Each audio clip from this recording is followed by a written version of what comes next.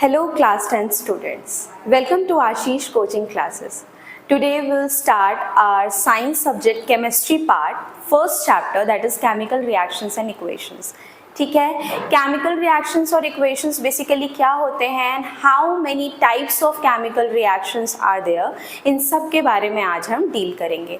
तो सबसे पहले हम स्टार्ट करते हैं कि what do you mean by chemical reaction. Actually में केमिकल रिएक्शन या इक्वेशन होता क्या है. तो लेट्स सी, केमिकल रिएक्शन एक कंप्लीट केमिकल इक्वेशन होता है which represent reactants, products, conditions of the reaction and their physical state symbolically. यानी अगर किसी भी रिएक्शन में रिएक्टेंट्स हैं और प्रोडक्ट्स हैं तो उस कंप्लीट रिएक्शन को ही केमिकल इक्वेशन या केमिकल रिएक्शन कहा जाता है. ठीक है, बेसिकली रिएक्टेंट्स क्या होते हैं, जो भी एरो रहेगा, जो रिएक्शन हम लिखते हैं उस एरो के जो लेफ्ट हैंड साइड में रहेगा, जैसे मैं यहाँ बता ही देती हूँ कि जैसे ये रिएक्शन है calcium carbonate arrow and then calcium oxide and then carbon dioxide.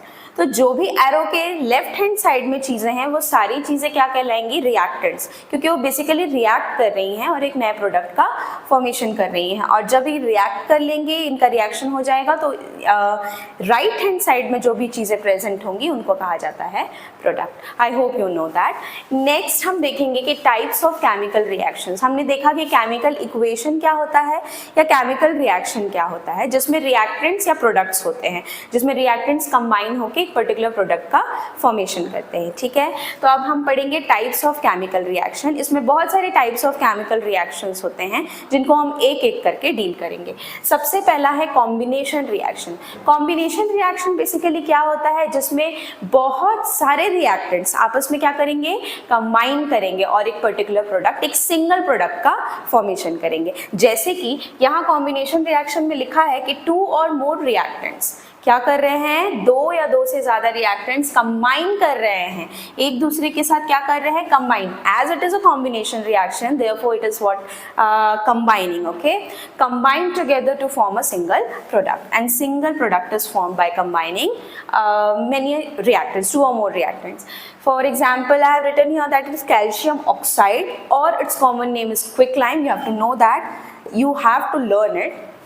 Calcium oxide, water, when they combine together they form a product that is slaked lime. Slaked lime इसका common name है, इसका जो chemical name अगर बोलेंगे तो वो है calcium hydroxide.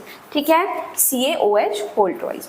ये सब यहाँ पे जो सॉलिड, लिक्विड और गैस, एक्वस लिखा हुआ है, ये बेसिकली क्या है, ये इसके स्टेट्स हैं कि किस स्टेट में ये पर्टिकुलर जो एलिमेंट है वो प्रेजेंट है. ये जो कंपाउंड है कैल्शियम ऑक्साइड, ये सॉलिड स्टेट में प्रेजेंट है, जो वाटर है वो लिक्विड में है. और जब हम किसी कैल्शियम ऑक्साइड या फिर हम क्विक लाइम को वाटर में मिक्स कर रहे हैं तो वो स्लेक्ड लाइम का फॉर्मेशन कर रहे हैं या फिर कैल्शियम हाइड्रोक्साइड का फॉर्मेशन कर रहे हैं. तो यहाँ पे हम बेसिकली पढ़ क्या रहे हैं, कॉम्बिनेशन रिएक्शन, जिसमें एक या एक से ज्यादा रिएक्टेंट्स क्या कर रहे हैं, कंबाइन करने का काम कर रहे हैं और एक सिंगल प्रोडक्ट का फॉर्मेशन कर रहे हैं. Okay, next one is displacement reaction. हमने कॉम्बिनेशन रिएक्शन देख लिया. नेक्स्ट है हमारा डिस्प्लेसमेंट रिएक्शन.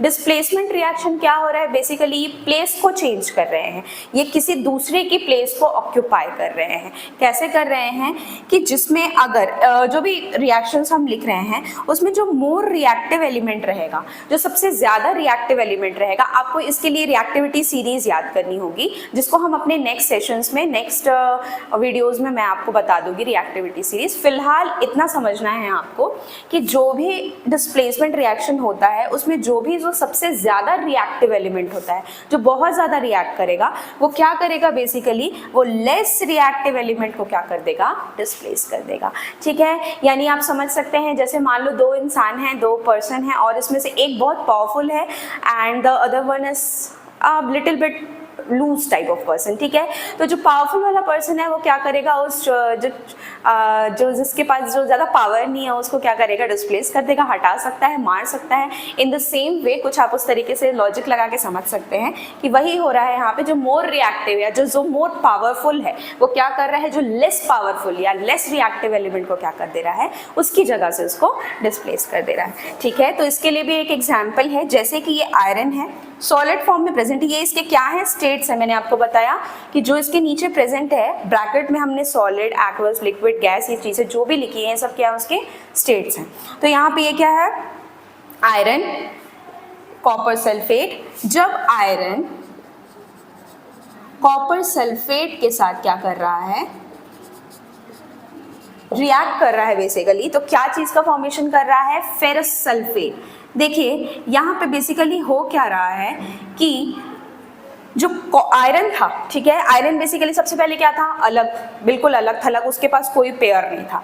इसने क्या किया, इसने कॉपर की जगह पे अटैक कर लिया, ठीक है, क्योंकि क्या है ये मैं रेड मार्कर यूज कर लेती हूँ फॉर क्लैरिटी कि आयरन क्या किया, आयरन ने कॉपर की जगह को डिस्प्लेस, मतलब आयरन ने कॉपर की जगह को ले लिया, ऑक्यूपाई कर लिया। क्यों? क्योंकि आयरन ज़्यादा रिएक्टिव था एज कम्पेयर टू कॉपर, तो उसने उसको क्या किया, हटा दिया उसकी प्लेस से और कॉपर की जगह पे आ गया और बाद में एक कंपाउंड बना लिया दैट इज फेरस सल्फेट, और कॉपर यहाँ पे क्या हो गया, अकेला हो गया।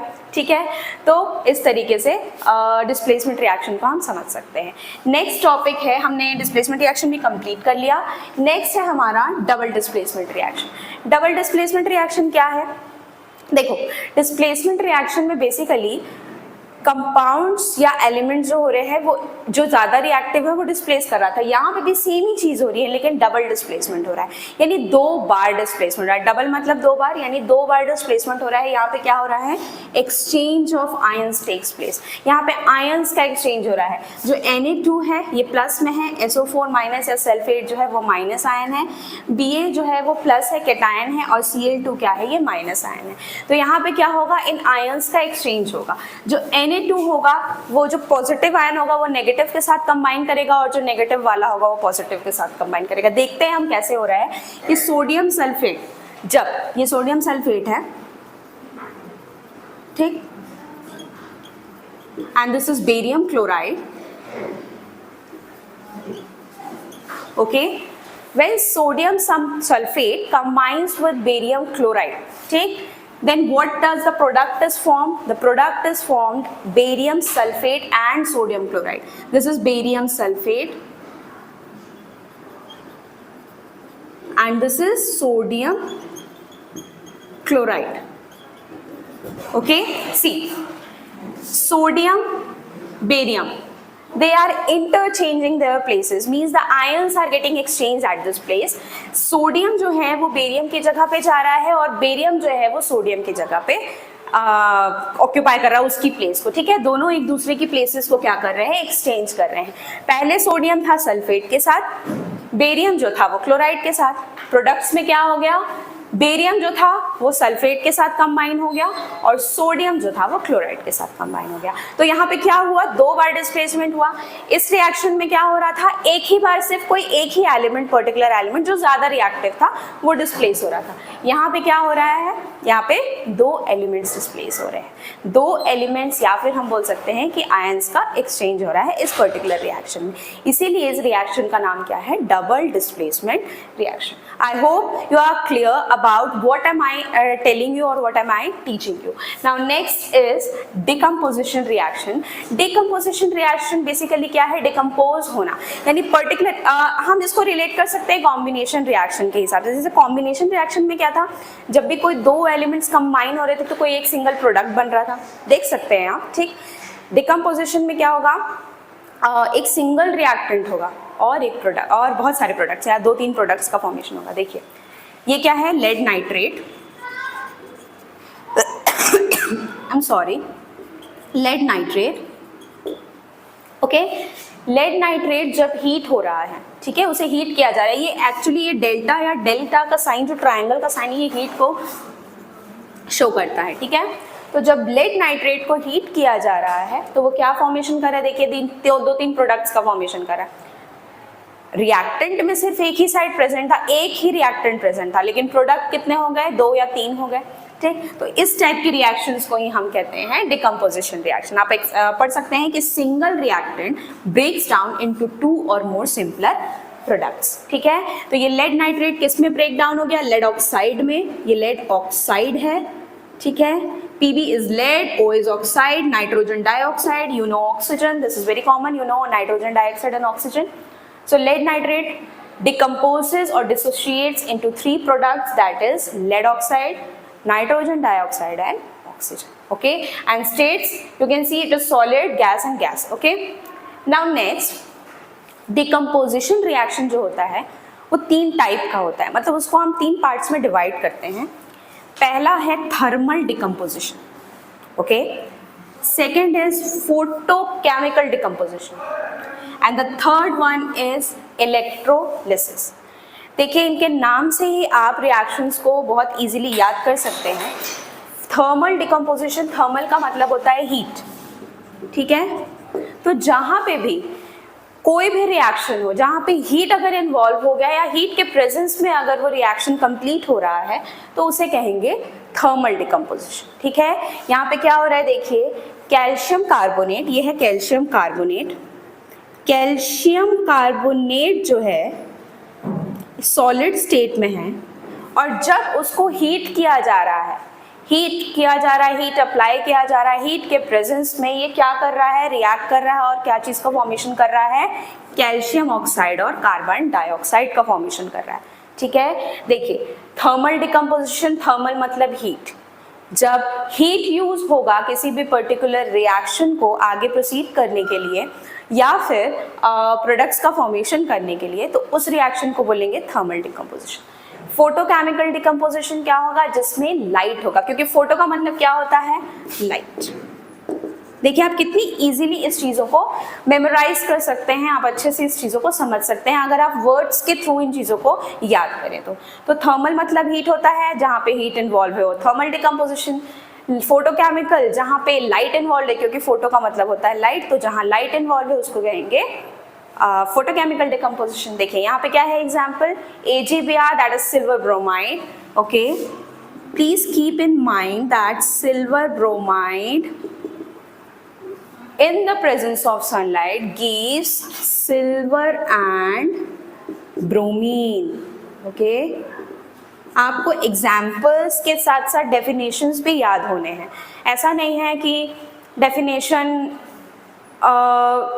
याद ना करे तो भी चलेगा, ऐसा नहीं है, ठीक है। डेफिनेशन भी आपको याद करना है, साथ ही साथ एग्जाम्पल्स ये आपको मेमोराइज होने चाहिए। बिकॉज क्या होता है एग्जाम में रिएक्शंस डायरेक्ट भी कभी कभी पूछ देते हैं कि what do you mean by combination reaction, give example, तो तब आप क्या करेंगे, ठीक है। तो उसके लिए आपको डेफिनेशन भी याद होना ज़रूरी है और एग्जाम्पल तो ऑब्वियसली वो आपको याद होना ही चाहिए। तो यहाँ पे फोटोकेमिकल डिकम्पोजिशन में क्या हुआ, लाइट का यूज़ किया जा रहा था और लाइट के यूज़ की वजह से या लाइट के प्रेजेंस की वजह से एक रिएक्शन हुआ जिसमें सिल्वर ब्रोमाइड को सनलाइट के प्रेजेंस में, यहाँ में मैंने सनलाइट लिखा है, ठीक है, ये SL मतलब क्या है, सनलाइट है। सनलाइट के प्रेजेंस में क्या हो रहा है, सिल्वर और ब्रोमीन ये क्या हो रहा है, डिसोशिएट हो रहे हैं। देखो Ag अलग हो गया, Br अलग हो गया, ठीक है, इसको बोलते हैं फोटोकेमिकल डिकम्पोजिशन। इलेक्ट्रोलिसिस, ये नाम से समझ में आ रहा होगा, इलेक्ट्रोलिसिस कुछ इलेक्ट्रिसिटी से रिलेटेड है, करंट, ठीक है। तो जहाँ पे करंट का यूज करके, ठीक है, किसी इलेक्ट्रोलिटिक सोल्यूशंस में वाटर के आयंस को डिसोशिएट कर रहे हैं, कैसे, करंट को पास करके उसके थ्रू, तो वो कुछ इसी टाइप का प्रोसेस है जिसमें क्या कर रहे हैं करंट पास किया जा रहा है वाटर में, और वाटर में करंट पास करने के बाद ये जो वाटर है ये दो आयंस में, इनके जो दोनों आयंस हैं वो डिसोशिएट हो रहे हैं, यानी हाइड्रोजन और ऑक्सीजन अलग अलग हो जा रहे हैं, तो वो क्या है, इलेक्ट्रोलिसिस। डिकम्पोजिशन क्या था, एक सिंगल रिएक्टेंट प्रोडक्ट्स का फॉर्मेशन कर रहे थे। देखो reactant products, reactant products, reactant products, ठीक है। तो ये सब कैसे एग्जाम्पल हो गए किस चीज़ के, डिकम्पोजिशन रिएक्शन के। I hope you are clear. Now our last topic is about neutralisation reaction. देखो न्यूट्रलाइजेशन रिएक्शन को भी आप वर्ड से समझ सकते हैं कि न्यूट्रल मतलब बिल्कुल कुछ नहीं है उसमें, मतलब किसी दो चीज़ों को मिला के उन चीज़ों का इफेक्ट्स को क्या कर रहा है, न्यूट्रलाइज कर दे रहा है, वही चीज़ है न्यूट्रलाइजेशन रिएक्शन। यहाँ पे क्या हो रहा है, जब एसिड और एसिडिक ऑक्साइड्स, जब किसी एसिड या एसिडिक ऑक्साइड को किसी बेसिक या बेसिक ऑक्साइड्स के साथ रिएक्ट किया जाएगा तो यहाँ पे क्या चीज़ का फॉर्मेशन होगा, सॉल्ट और वाटर का, ठीक है। ये देखिए यहाँ पे रिएक्शन में लिखा हुआ है कि सोडियम हाइड्रोक्साइड जब सल्फ्यूरिक एसिड, देखो ये सोडियम हाइड्रोक्साइड क्या होता है, ये एक बेस है, ठीक। सल्फ्यूरिक ऑक्साइड सल्फेट क्या है, एसिड है। जब एसिड और बेस रिएक्ट करते हैं, आपको बस इतना अपने दिमाग में रखना है, मैं थोड़ा सा यहाँ रब करके आपको बता देती हूँ, यहाँ पे मैं लिख देती हूँ कि जब एसिड और बेस आपस में रिएक्ट करेंगे तो ये क्या चीज का फॉर्मेशन करेंगे, सॉल्ट प्लस वाटर का फॉर्मेशन करेंगे। तो जब एसिड और बेस रिएक्ट करेंगे तो इस टाइप के रिएक्शन में जब सॉल्ट फॉर्म होगा, इस रिएक्शन को ही क्या कहा जाएगा, न्यूट्रलाइजेशन रिएक्शन। ठीक है, एक बार पढ़ लेते हैं कि इन दिस एसिड और acidic oxides react with basic और basic oxides to form salt and water. यहाँ पे क्या बना है, salt, sodium sulphate is a salt और H2O is water, you know that. ठीक है, तो एक तरीके से हमने केमिकल रिएक्शंस और इक्वेशंस के बेसिक जो टॉपिक हैं, जिससे ज़्यादातर जो है एग्जाम्स में क्वेश्चंस पूछे जाते हैं, बिकॉज ये टाइप्स ऑफ रिएक्शंस जो होते हैं ये ज़्यादातर एग्जाम्स में इनसे क्वेश्चन पूछा जाता है। ठीक है, तो हमने बेसिक जो अपने टॉपिक थे आज फर्स्ट चैप्टर का हमने कंप्लीट कर लिया, that is chemical reactions and equations. अगर आपको मेरा ये वीडियो पसंद आया तो प्लीज़ लाइक करें, सब्सक्राइब करें और शेयर करें। Thank you so much.